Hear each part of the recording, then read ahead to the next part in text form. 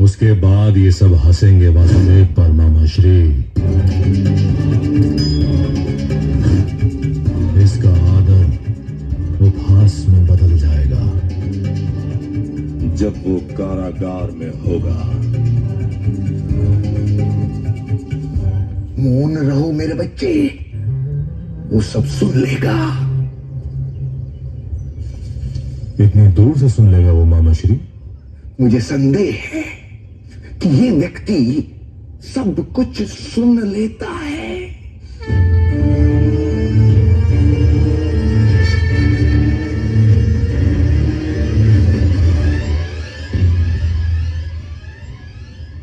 यदा यदा हि धर्मस्य ग्लानिर्भवति भारत अभ्युत्थानमधर्मस्य तदात्मानं सृजाम्यहम्। महाराज, कल्याण हो वासुदेव। मैं पांडु पुत्रों का संदेश लेकर आपके समक्ष उपस्थित हुआ।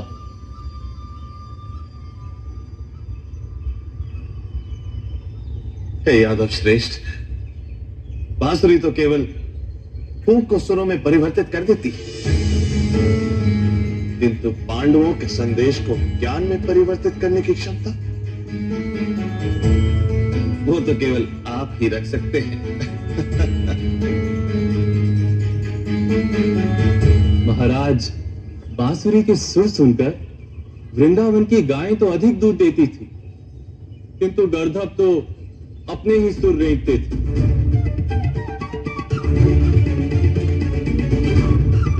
सुरों का महत्व तो सुनने वाले से होता है महाराज।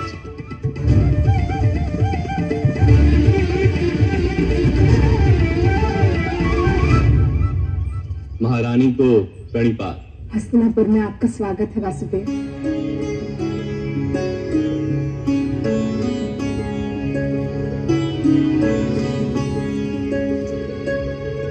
कुरुवंश जिस संघर्ष के मोड़ पर खड़ा है, वहां से आप ही कोई शांति का मार्ग दिखा सकते हैं। जीवन का तो एक ही मार्ग होता है महारानी। चलने वाले की मन की स्थिति उसे शांति का मार्ग बना देती है या संघर्ष का।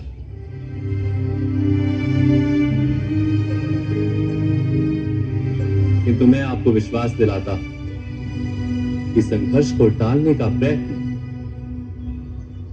मैं पूर्ण मन से करूंगा।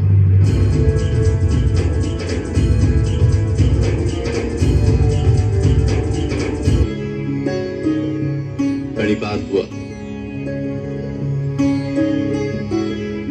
कल्याण।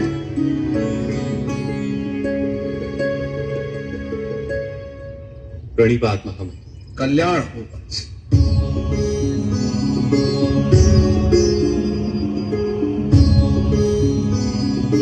प्रणिपात महामंत्री। कल्याण हुआ। प्रणिपात गुरुद्रोण। धन्यवाद।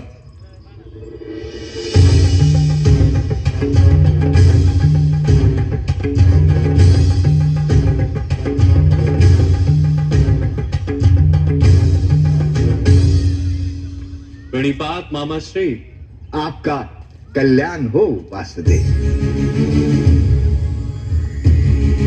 प्रणिपात भ्राता दुर्योधन। प्रणिपात वासुदेव। पधारिए वासुदेव। आपके निवास और भोजन की व्यवस्था मैंने अपने ही भवन में की है। नहीं युवराज, शांति का प्रस्ताव लेकर आया, शरणागति का नहीं। मैं आपके भवन में नहीं रुक सकता।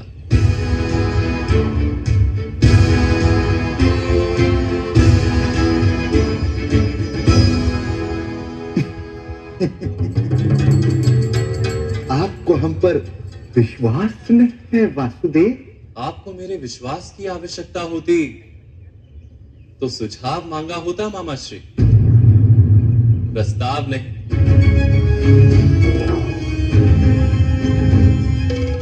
मैं महामंत्री विदुर के भवन में रहूंगा।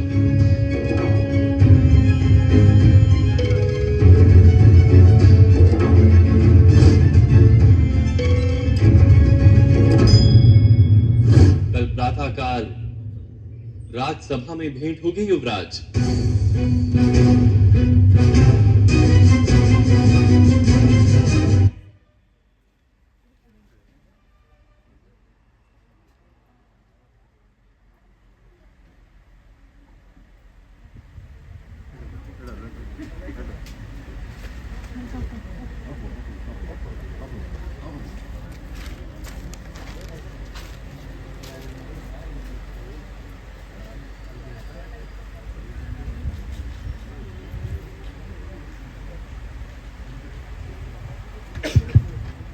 अगले दिन राज्यसभा में शांति दूत बनकर पधारते हुए भगवान श्री कृष्ण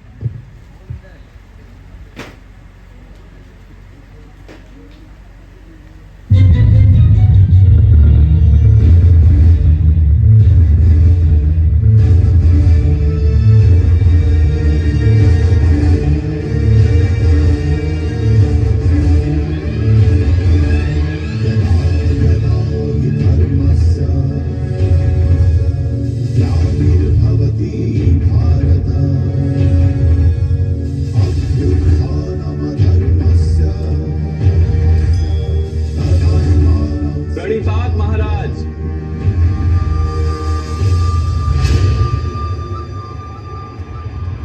कल्याण हो वासुदेव।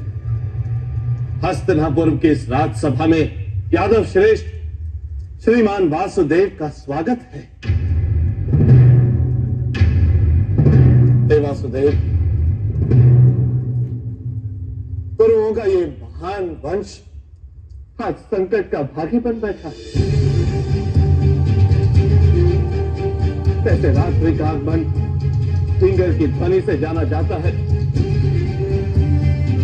वैसे पंच का नाश हम वृद्धों के हताशा से भरी श्वास की ध्वनि से जाना जाता है।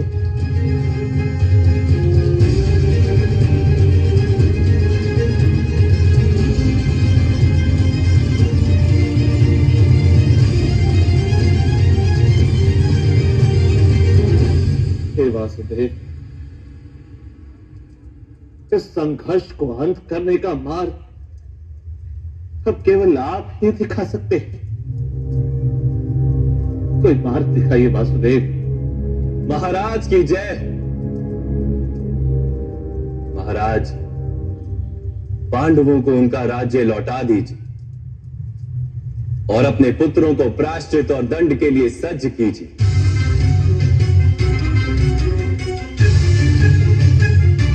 उनके प्राण नहीं जाएंगे, मैं वचन देता हूं, किंतु उन्हें अपने सम्मान को छोड़ना होगा। यदि इतना मान्य है तो ये युद्ध टल सकता है।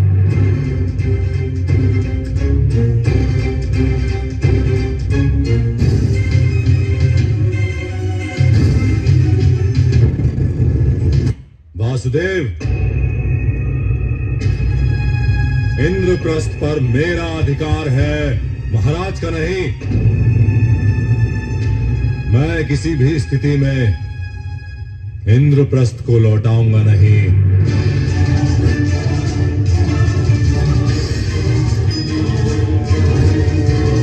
और जब तक पांडव इंद्रप्रस्थ के राजा नहीं, उन्हें युद्ध का अधिकार ही नहीं। वासुदेव, अन्याय के विरुद्ध युद्ध करने का अधिकार सबका है।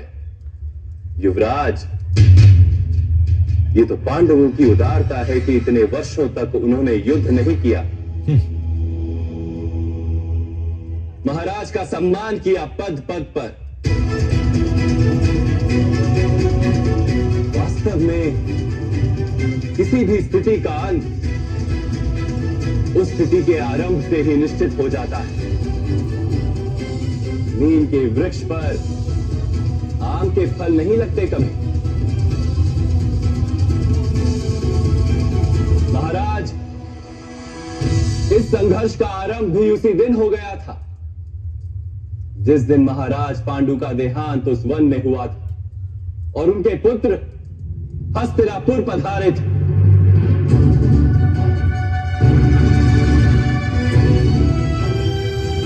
आपने यदि उसी दिन राजकुमार युधिष्ठिर को युवराज घोषित कर दिया होता तो ये स्थिति उत्पन्न नहीं होती, किंतु आपसे आपके सिंहासन का मोह त्यागा नहीं गया।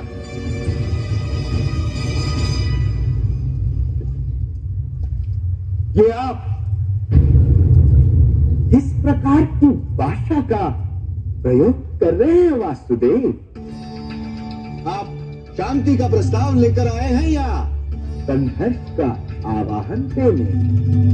गांधार राज, सत्य को अपमान वही मानता है जिसे असत्य से कोई लाभ हो। किंतु सत्य तो यह है वासुदेव कि एक राजा का पुत्र ही राजा बनता है। किंतु आप तो कार्यकारी राजा हैं महाराज।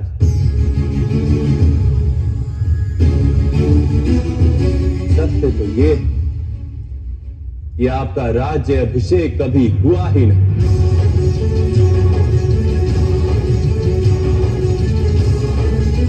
तो आपके पुत्रों को सिंहासन किस प्रकार प्राप्त हो सकता है?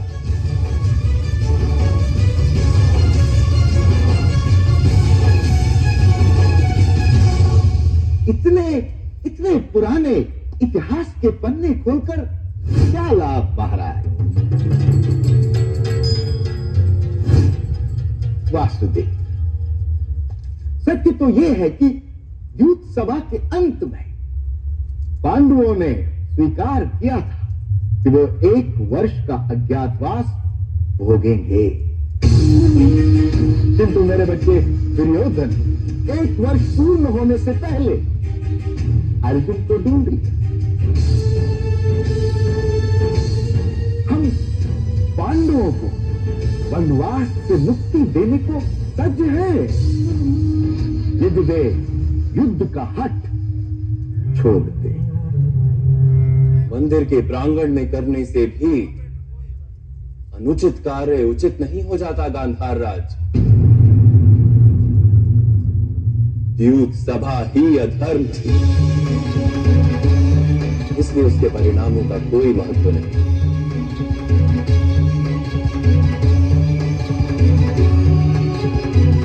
वासुदेव, क्या भ्राता युधिष्ठिर ने जान करके अपनी संपत्ति, अपने भाई, अपनी पत्नी और स्वयं अपने आप को दांव पर नहीं लगाया था? तो अधर्म किस प्रकार हो सकता है वासुदेव? किसी स्त्री को भरी सभा में निर्वस्त्र करने की चेष्टा कर आपने सारी सभा को अधर्म सिद्ध कर दिया था युवराज। भोजन के किसने वाले ने शरीर में विष फैलाया है ये कोई नहीं पूछता, समग्र भोजन को विषयुक्त माना जाता है। हमें भी इंद्रप्रस्थ की सभा में निशस्त्र किया गया था, क्या आप भूल गए वासुदेव? माया सभा में जब आपके शस्त्र उतारे गए थे तभी आपने युद्ध का आह्वान क्यों नहीं दिया युवराज?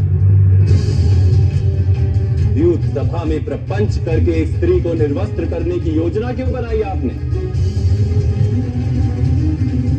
सत्य तो ये कि आपके पास युद्ध का सामर्थ्य ही नहीं।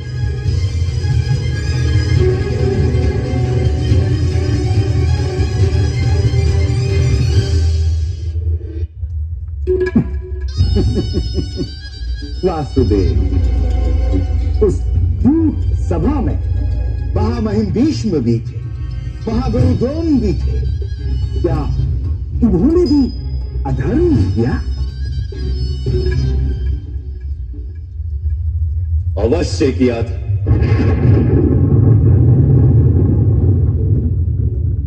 जब समग्र भवन गिर रहा हो तो द्वारपाल केवल द्वार की रक्षा नहीं कर सकता गांधार राज। जब समाज के विरुद्ध कोई अपराध कर रहा हो, जब मानवता के विरुद्ध कोई अपराध कर रहा हो, तो केवल अपने व्यक्तिगत धर्म को संभालना अनर्थकारी होता है। धर्म का ये ऐसा विचित्र रूप है जिसे मैं मान्य नहीं कर सकता।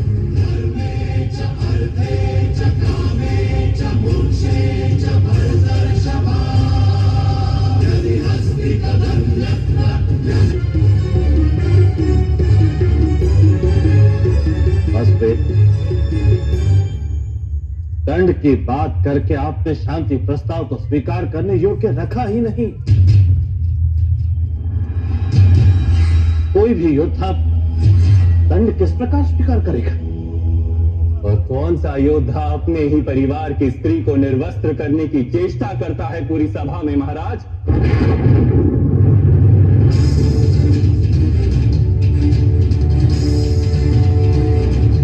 और अपराध करने के पश्चात दंड से भयभीत होने का क्या तात्पर्य है? किंतु फिर भी मैं वचन देता हूं, द्रुपद कन्या के चरण स्पर्श कर क्षमा मांग ली जाए तो पांडव उसे भी दंड मान लेंगे।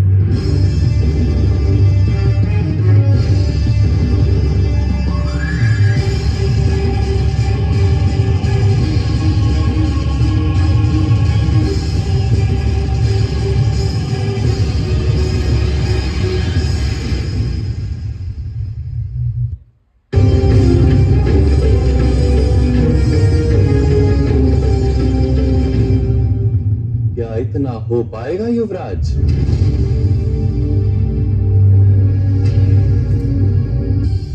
मैं आपका सम्मान करता हूं अंगराज।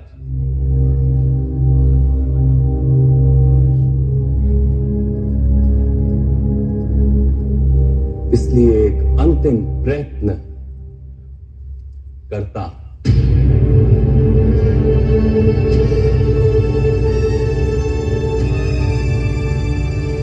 क्षमा, ना दंड, ना साम्राज्य, ना संपत्ति, पांडवों को 5 गांवों पर स्वतंत्र अधिकार दे दीजिए महाराज। केवल 5 गांव।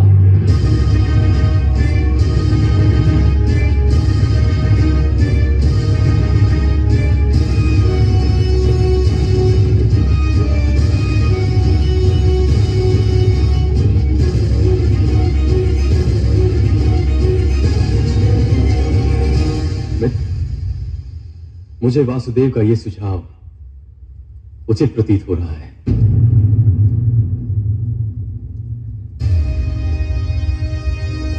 शांति के लिए पांडव अधिकार छोड़ रहे हैं, तुम अहंकार तो छोड़ ही सकते हो दुर्योधन। युवराज, वासुदेव उचित कह रहे हैं। पुत्र दुर्योधन, मान्य कर लो ये शांति प्रस्ताव पुत्र। इस युद्ध की भीषणता से आर्यवर्त को मुक्त कर दो पुत्र।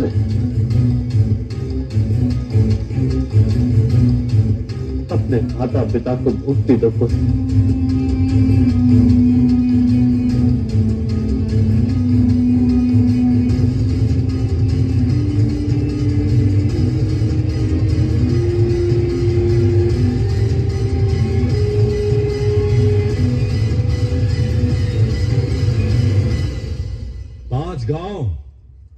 पांच गांव देकर अपनी पराजय मान लूं।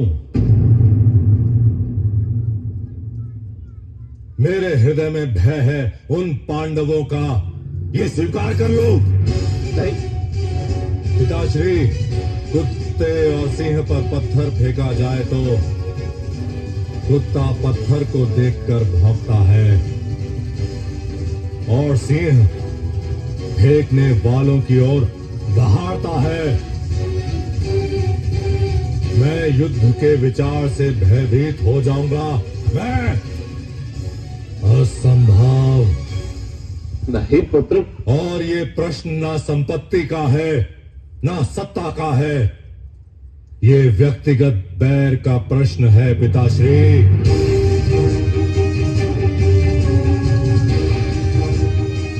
जब तक पांडु के पुत्र इस भूमि पर श्वास ले रहे हैं तब तक मुझे सारा वातावरण विष से भरा प्रतीत होता है पिताश्री।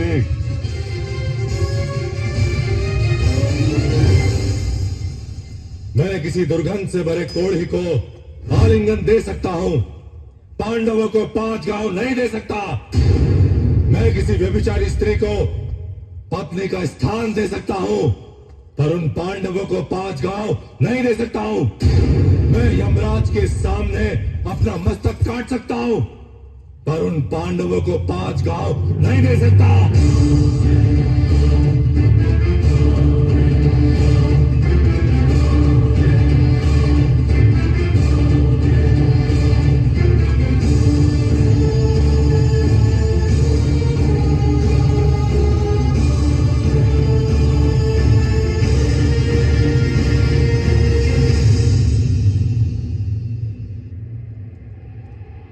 सुनो वासुदेव, 5 गांव तो क्या सूई की नोक पर रह सकें, भूमि का उतना भाग भी मैं उन पांडु पुत्रों को नहीं दूंगा, नहीं दूंगा।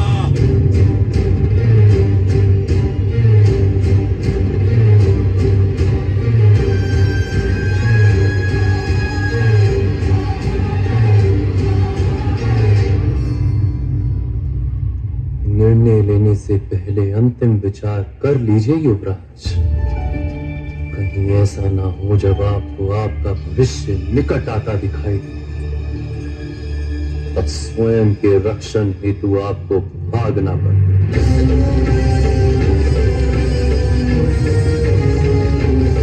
युवराज, जब कोई उल्लू सूर्य को अस्त नहीं कर सकता, तो स्वयं आंखें मूंद कर ये मान लेता है कि सूर्यास्त हो चुका है।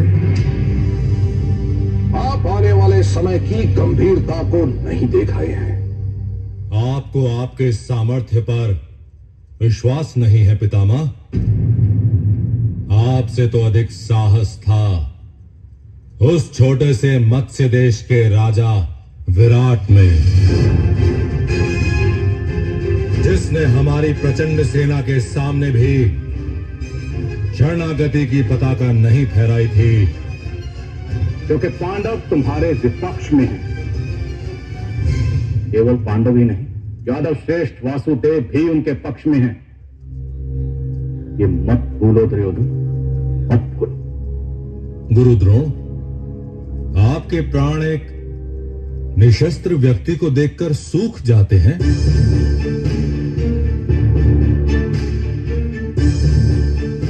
ये किस प्रकार का सामर्थ्य है आपके पास? मैं आपकी इस चिंता को अभी इसी क्षण दूर कर देता हूं। सैनिकों,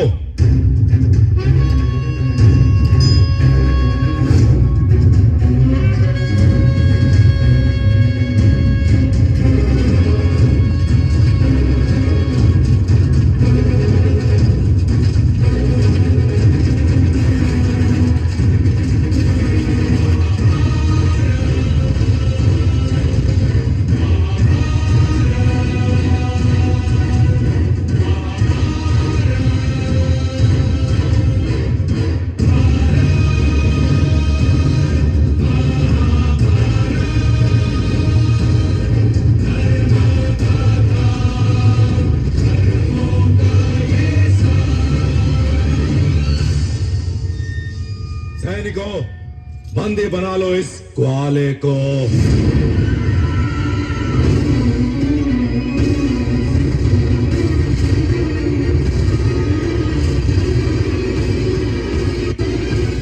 मुझे बंदी बनाओगे? मूर्ख दुर्योधन, ये प्रयत्न भी कर लो।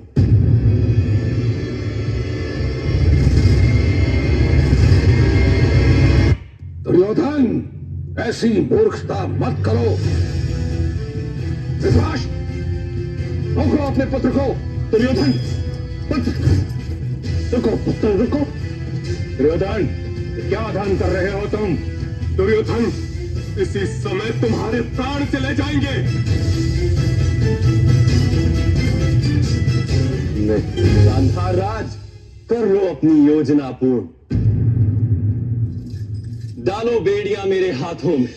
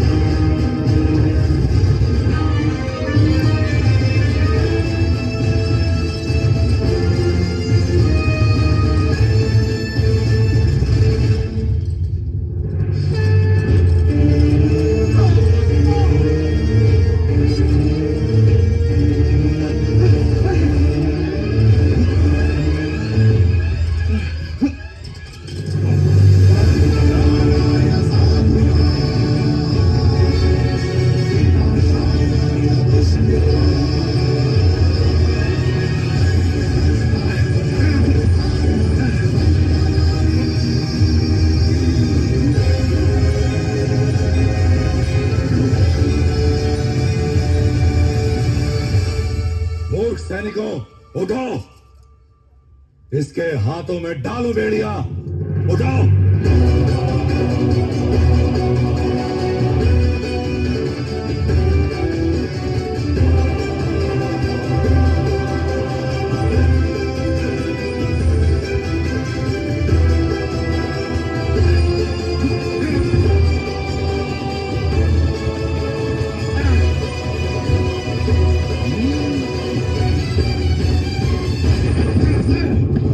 सैनिकों,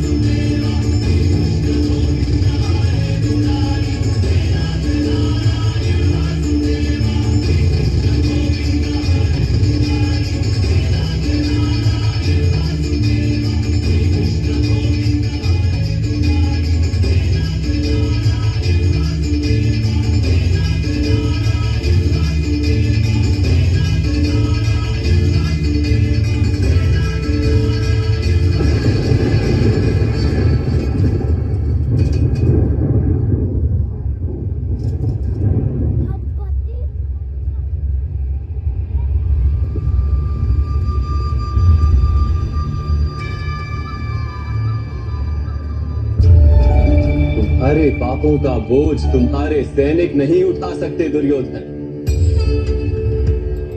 ये एक कार्य केवल तुम्हें करना होगा। उठाओ बेड़ियां, देखते हैं तुम्हारी आत्मा और कितने पापों का बोझ उठा सकती है। दिखाओ अपनी शक्ति। बना लो बंधी मुझे।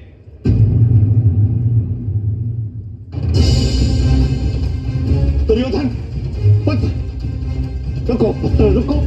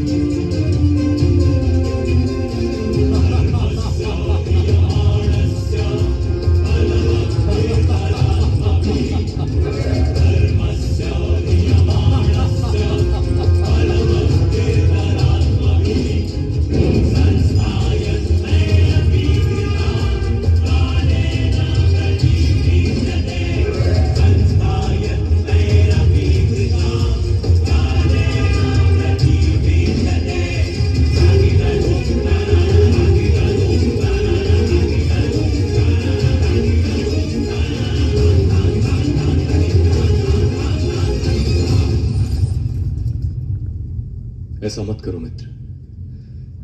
शांति दूत के साथ ऐसा व्यवहार उचित नहीं है।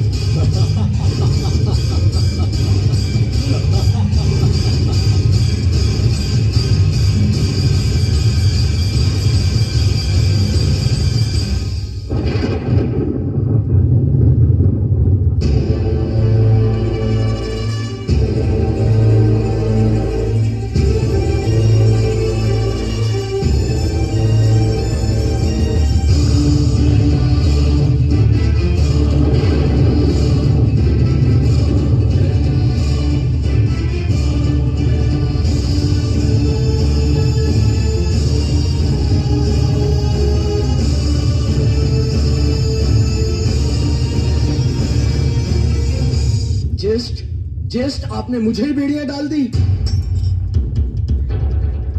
ज्येष्ठ, मुझे मुक्त कराइए ज्येष्ठ।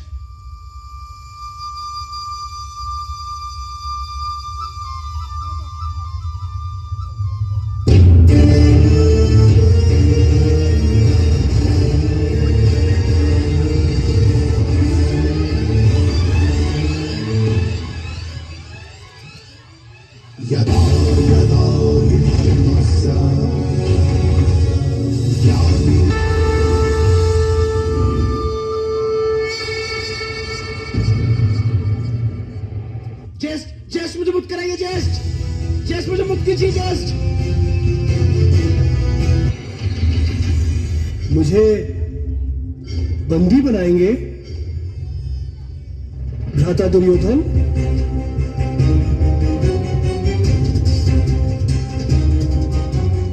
मित्र, मुझे बेड़ियां डाल पाओगे?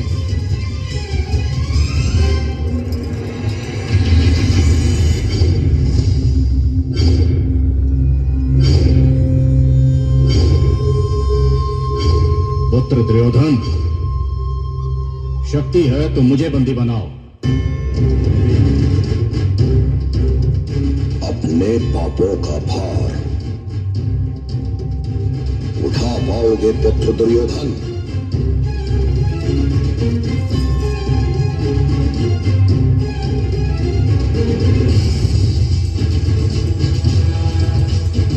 मेरे बच्चे,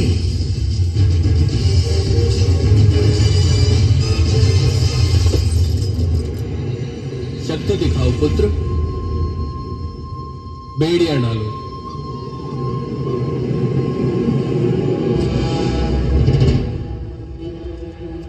बंदी बनाने का कार्य तुम्हें स्वयं करना होगा पुत्र।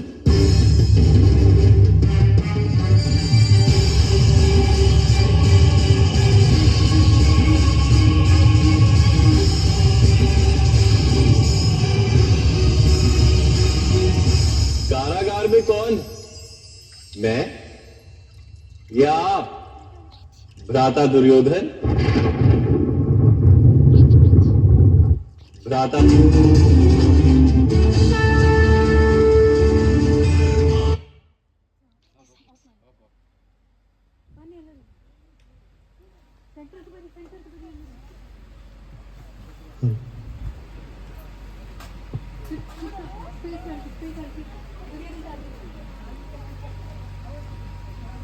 Right.